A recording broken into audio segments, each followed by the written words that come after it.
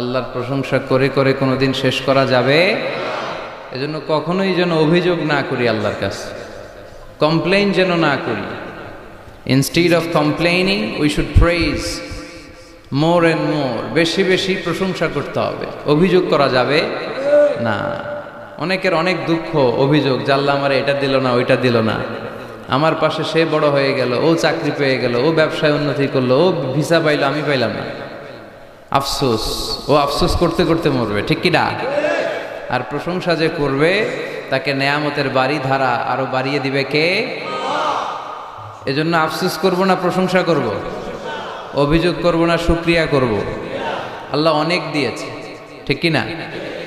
আপনারা শেখ সাদি রাহিমাহুল্লাহর নাম শুনে থাকবেন। বালাগাল উলা বিকামালিহি কাশাফাদ দুজা বিজামালিহি, এই কবিতা লিখে উনি বিখ্যাত হয়েছিলেন। উনি পার্সিয়ান পয়েট, ইরানি একজন কবি। তো ওনার একবার আর্থিক সমস্যা যাচ্ছিল, দৈন্যতা যাচ্ছিল, টাকা পয়সা ছিল না, ফলে ওনার পায়ে দেওয়ার মতো জুতা ছিল না। তো খুব আফসোস করতেছে, হায় রে, আমি এত বড় কবি, আমার পায়ে দেওয়ার মতো জুতা নাই। আফসোস করে ঘর থেকে বের হলেন, দেখলেন এক ভিক্ষুক ভিক্ষা করছে, ওর পাই নাই।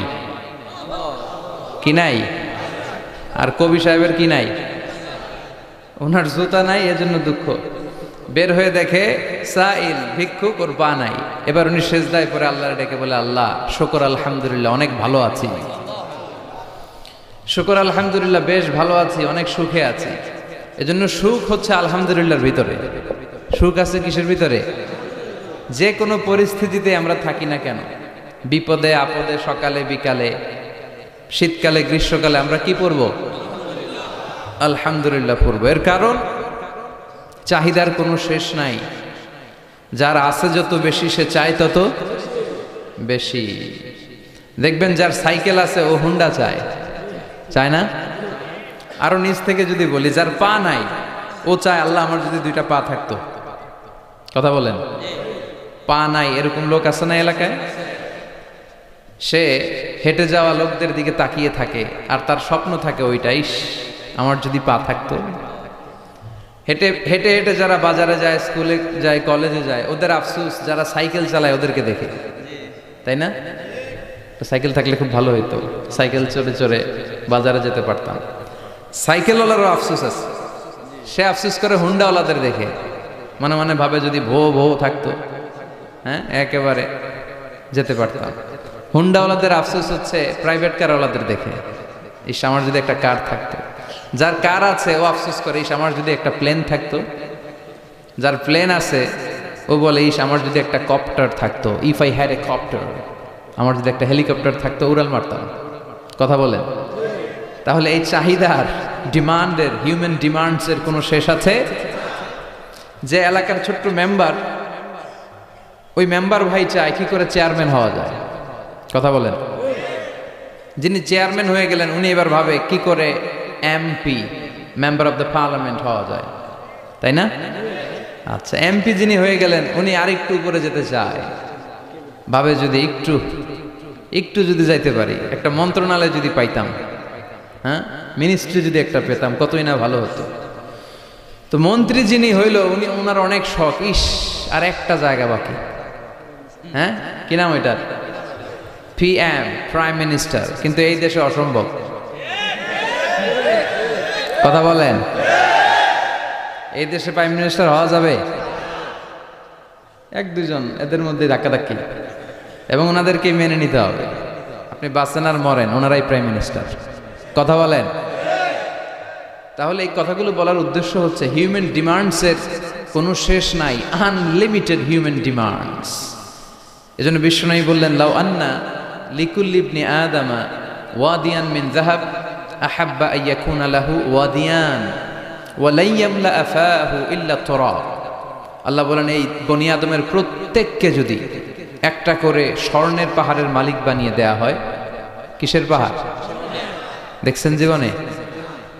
আচ্ছা, স্বর্ণের পাহাড়ের যদি মালিক বানিয়ে দেয়া হয়, আহাব্বা আইয়াকুনা লাহু ওয়াদিয়ান, একটা করে স্বর্ণের পাহাড়ের মালিক বানিয়ে দিলেও সে চাইবে কিভাবে আরো একটা স্বর্ণের পাহাড়ের মালিক হওয়া যায়। আচ্ছা, একটু বুঝে শুনে উত্তর করবেন। একটা স্বর্ণের পাহাড়ের মালিক যদি আমি হই, শুধু আমি কেন, আমার 14 পুরুষ এটারে বিক্রি করে খেলেও কি শেষ করতে পারবো? তো আমার আরেকটা লাগবে কেন? আরেকটা দিয়ে আমি কি করব? স্বভাব। বিশ্বনবী বললেন, সবশেষে হাদিসের শেষাংশে বললেন, ওয়ালাইয়ামলা আফাহু ইল্লা তুরাব, কবরের মাটি ছাড়া কোনো কিছুই মানুষের এই জিহ্বাটারে থামাতে পারবে না। চিৎকার করে বলেন ঠিক কিনা? এজন্য যার আছে বেশি ও চায় বেশি, এই ডিমান্ডটারে একটু কমাতে হবে, আল্লাহর কাছে শুকরিয়া করতে হবে। অর্থের প্রয়োজন আছে, কিন্তু এটার হৃদয়ে স্থান দেয়া যাবে না। এটা হাতে আসবে আবার চলে যাবে, ঠিক কিনা? হৃদয়ে স্থান থাকবে কার? যাদের হৃদয়ে আছে আল্লাহর ভয়, তারা কবু পথ ভুলে যায় না। আল্লাহর প্রেম ছাড়া এই দুনিয়ায় কারো কাছে কোনো কিছু চায় না, ঠিক কিনা? মুমিনের হৃদয়ে দরদ ভালোবাসা থাকবে একজনের জন্য। চিল্লায় বলেন তো তিনি কে? এজন্য আমরা যেন শুকরিয়া করি, আমরা যেন অভিযোগ না করি। দেখেন, আমরা যদি জিজ্ঞেস করি, ভাই আপনি কি চান, কি লাগবে আপনার, কার কি লাগবে, একজন বলবে আমি এটা চাই, আমার এটা নাই, আমি ওইটা চাই, ওইটা চাই, কত কিছু লাগবে আমাদের। কিন্তু ঠিক এই মুহূর্তে যে লোকটা হসপিটালের বেডে শুয়ে আছে, ক্যান্সারে আক্রান্ত, ক্যান্সার যার নেই কোনো অ্যান্সার, ওরে যদি জিজ্ঞেস করেন, ও বলবে আমার কিচ্ছু লাগবে না, আমি শুধু বাঁচতে চাই। ও কি চায়? আর আমরা অনেক কিছু চাই। এজন্য আমরা শুকরিয়া করব বেশি বেশি। শুকরিয়া করলে বাড়িয়ে দেয় কে? বিশ্বনবী দোয়া করতেন, আল্লাহুম্মা জাআলনি সাবুরা ওয়া জাআলনি শাকুরা ওয়া জাআলনি ফি আইনি সাগীরা ওয়া ফি আ'য়ুনিন নাসি কাবীরা। আল্লাহ আপনি আমারে ধৈর্যশীল বানান, আপনি আমারে শুকরগুজার বান্দা বানান। আল্লাহ আমার চোখে আপনি আমারে ছোট বানান, গোটা বিশ্বের মানুষের চোখে আপনি আমারে বড় বানান। সবাই পড়ি আমিন। এজন্য সবসময় প্রশংসা করব কার? কম কম না বেশি বেশি? সবসময় শুকরিয়া করতে রাজি আছি তো? আল্লাহ সব সময় যেন আমরা তোমার শুকরিয়া করতে পারি, তুমি তৌফিক দাও। আরো জোরে পড়বো সবাই আমিন। আড়াইবাড়ি দরবার শরীফের পীরে কামেল আল্লামা মোহাম্মদ গোলাম হাক্কানি রাহিমাহুল্লাহ, আল্লাহ ওনার কবরটাকে তুমি নূর দিয়ে পরিপূর্ণ করো। আল্লামা মোহাম্মদ গোলাম হাক্কানি রাহিমাহুল্লাহ কমপ্লেক্সের শুভ উদ্বোধন ও তাফসিরুল কোরআনের প্রোগ্রাম। স্থান হচ্ছে মেটংঘর ভুইয়াবাড়ি প্রাঙ্গণ, থানা হচ্ছে বাঙ্গোরা বাজার, উপজেলা মুরাদনগর, জেলা কুমিল্লা। আপনারা শুনেছেন যে আমার দাদার বাড়ি এখানে মুরাদনগরে পরমতলাতে। আলহামদুলিল্লাহ, জীবনে এসেছিলাম কয়েকবার, খুব বেশি আসা হয় না। আমার জন্ম হয়েছে আবার ঢাকায়, ঢাকার ডেমরা থানায়। আমার জন্মের অনেক আগ থেকেই আব্বা মা ওইখানে থাকে, ফলে আমি হয়ে গেছি ঢাকাইয়া। ঢাকাইয়াও হয়েছি, আবার কুমিল্লারও রয়ে গেছি, মানে কুমিল্লাতে আবার বিয়ে করছি। এই যে আমার নানা শ্বশুর, পেশাবজুর হচ্ছেন আমার নানা শ্বশুর। তো এই জন্য অনেকেই আমার পরিচয় নিয়ে খুব কনফিউশনে পড়ে, আসলে আমি কি কুমিল্লার না ঢাকার। আমি বলি দুইটারই, কুমিল্লাও আমার বাড়ি, ঢাকাও আমার বাড়ি। ঢাকা আমার জন্মস্থান, আর কুমিল্লা আমার দাদার বাড়ি। আজকের এই প্রোগ্রামের সভাপতি হচ্ছেন আল্লামা মোহাম্মদ গোলাম সরোয়ার সাঈদী পীর সাহেব, আড়াইবাড়ি দরবার শরীফ, ও অধ্যক্ষ আড়াইবাড়ি ইসলামিয়া সাঈদিয়া কামিল মাদ্রাসা। আমার মাথার তাজ, মুহতারামি ওয়া মুকাররমি, আমার প্রিয় নানা ভাই চমৎকার কথা বলছিলেন, খুব গুছিয়ে কথা বলেন, অল্প কথা বলেন, বেশি বলেন না, কিন্তু যেখানে বলা দরকার ওইটাই বলেন, যা বলা দরকার তাই বলেন, ঠিক কিনা? পীর হতে হলে এমন পীর হওয়া দরকার। অনেক পীরের নাম আমরা জানি, কাউকে ছোট করে কটাক্ষ করে বলছি না। আপনি আমার নানা ভাইয়ের কথা শুনলে দেখবেন যে গতানুগতিক যে পিরালি, এই পিরালি উনি করে না। কোরআন সুন্নাহকে আধুনিকভাবে মানুষের কাছে পৌঁছে দিতে চায়, জোর করে কাউরে মুরিদ বানাতে চায় না। ওনার কাছে মুরিদ হতে আসলেও উনি বানাইতে চায় না, আগে অন টেস্ট করে, পরীক্ষায় রাখে যে আপনি এই বাজে অভ্যাসগুলো ছাড়তে পারবেন কিনা, এগুলো করতে পারবেন কিনা। এবং নানা ভাই মনে করে ওনার হাতে হাত রেখে কেউ বায়াত হওয়া মানে ওনার রেসপন্সিবিলিটি অনেক বেড়ে গেল। উনি এই রেসপন্সিবিলিটি থেকে মুক্তি চায়, উনি বানাতে চায় না। তো এইরকম পীর থাকার দরকার আছে না নাই, যিনি আল্লাহর ভয়ে সবসময় তটস্থ থাকে। আল্লাহ তুমি আমার নানা ভাইকে ইসলামের জন্য কবুল করো, কোরআনের জন্য কবুল করো, নেক হায়াত দারাজ করো। কোরআন সুন্নাহর কথাগুলো তিনি যেমনভাবে প্রকাশ করে যাচ্ছেন, আমরণ যেন আপসহীনভাবে কোরআন সুন্নাহর কথা প্রকাশ করতে পারে। আল্লাহ তুমি তৌফিক দাও। আল্লাহর কাছে কামনা করছি যে অল্প কিছু সময় আমরা কথা শুনবো, সরাসরি কোরআন থেকে শুনবো, পড়ি ইনশাআল্লাহ। কোরআন থেকে কথা শোনার সবচেয়ে বড় একটা ফজিলত হচ্ছে এই কথার মধ্যে কোনো গোজামিল নাই, কোনো ভুল নাই, কোনো সন্দেহ নাই। চিল্লায় বলেন ঠিক কিনা? এবং কেউ কি এই কোরআনের ব্যাপারে কোনো সন্দেহ, কোনো ভুল, কোনো ইনকনসিস্টেন্সি প্রমাণ দিতে পেরেছে? পারে নাই, পারবেও না।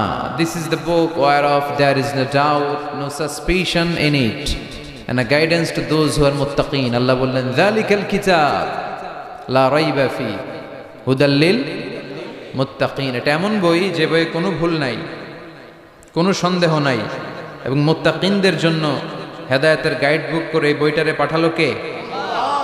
এজন্য এই বইটা আমরা বুক সেলফের একেবারে উপরের তাকে রাখবো, যাতে ধুলা বালি আর মাকড়সার বাসা এটা ময়লা হয়ে থাকে। হ্যাঁ, কোথায় রাখবেন? একেবারে হাতের কাছে রাখবো, হাতের কাছে রাখবো। পৃথিবীর সবচাইতে নন্দিত এই কিতাবটা আজকে সবচাইতে বেশি নিগৃহীত, উপেক্ষিত। বুক সেলফে রাখে, তাও একেবারে উপরের তাকে, কারণ বছরে 1-2 বার কামে লাগে। কেউ মরলে, কথা বলেন, মারা গেছে, এখন সামনে বসে বসে কোরআন তেলাওয়াত করতে হবে। কোরআন এসেছে জীবিত মানুষদের জন্য। কোরআন নিজেও জীবিত কিতাব, আলোকিত করেও জীবিতদেরকে। চিল্লায় বলেন ঠিক কিনা? কিতাবুন হাই, জীবিত কিতাব, ওয়াকিং এনসাইক্লোপিডিয়া, চলমান বিশ্বকোষ। যাই জিজ্ঞেস করবেন তথ্যের সম্ভার, তথ্য উপাত্ত আর ইনফরমেশন এই কোরআনের ভেতরে আছে না নাই? মানব সমস্যার সব সমাধান আছে। এজন্য এই বইটাকে বলা হয় দ্য প্রবলেম সলভিং মেথোডোলজি। এই কোরআন আপনার সব প্রবলেমকে সলভ করে দেয়। It's not a problem creating methodology. এটা জীবনের কোথাও সমস্যা বাধায় না। কোরআন কোথাও সমস্যা লাগায়? কথা বলেন, জট লাগায় নাকি জট খুলে দেয়?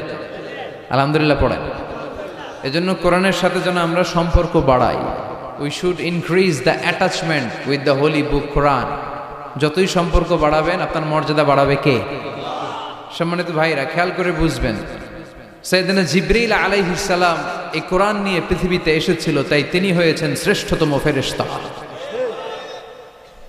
রমাদান আল মুবারকে আল্লাহ তাআলা এই কোরআনকে নাজিল করেছে, তাই রমাদান হয়েছে শ্রেষ্ঠতম মাস।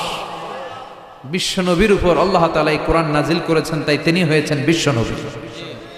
আমরাও যদি এই কোরআনের সাথে সম্পর্ক লাগাই, আমাদের মর্যাদাও এরকম আকাশচুম্বী করে দিবে কে? এজন্য কোরআনের সাথে অ্যাটাচমেন্ট বাড়ানোর দরকার আছে না নাই? প্রতিদিন যেন আমরা কোরআন তেলাওয়াত করি, প্রতিদিন যেন কোরআনের বঙ্গানুবাদ পড়ি। যা বলার সব বলা হয়েছে, নতুন করে আল্লাহ কিছু বলবে না।